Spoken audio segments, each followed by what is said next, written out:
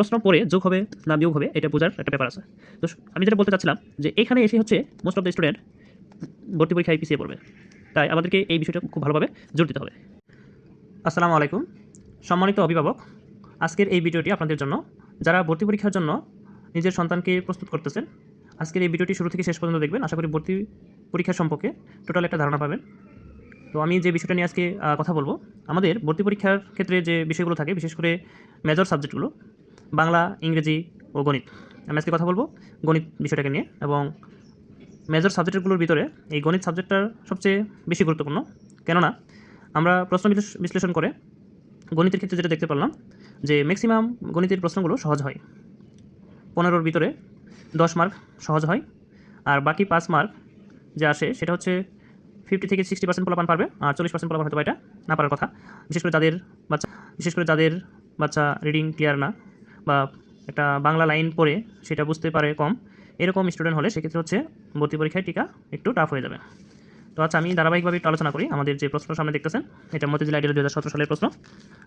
এই প্রশ্নে সর্বপ্রথম আসছে যে 1 10 1 কত হবে। 1 10 1 কত হবে? 1 10 1 সমান সমান হচ্ছে 11। 1 10 1 11। দ্বিতীয় যে প্রশ্নটা আসছে যে 5-এর পরে সংখ্যা কত, এটা ম্যাক্সিমাম পোলাপানই পারবে। এরপর এটা যোগ অঙ্ক দিচ্ছে, পাশাপাশি এটা বক্স খালি রাখছে, এখানে যোগ করছে 3। এখানে কত বসালে এইটা 3-র সাথে কত যোগ করলে 7 হয়। এখন যেহেতু ছোটো বাচ্চা, আমরা বড়রা খুব সহজেই এটা ধরতে পারি, কিন্তু ছোটো বাচ্চা কিন্তু অনেকে এটা ধরতে পারবে না।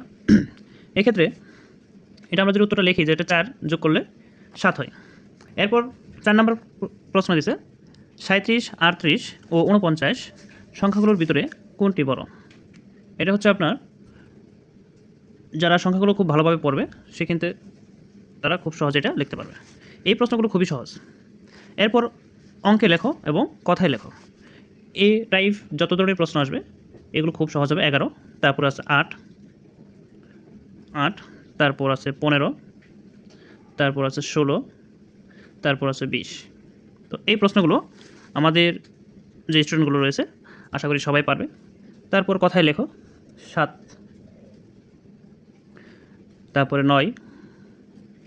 একটা বিষয় খেয়াল রাখতে হবে যে পারি বা বাচ্চারা পারবে ঠিক আছে, কিন্তু বানানগুলো ঠিক করে লিখতে পারবে কিনা। হ্যাঁ,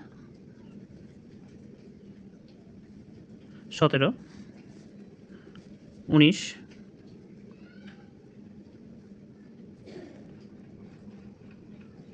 19,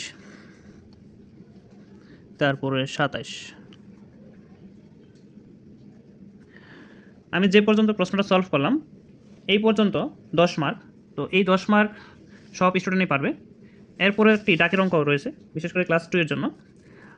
ওপরে যেগুলো করছি এগুলো হচ্ছে ক্লাস 1 এবং 2 মোটামুটি একই রকম প্রশ্ন প্যাটার্ন।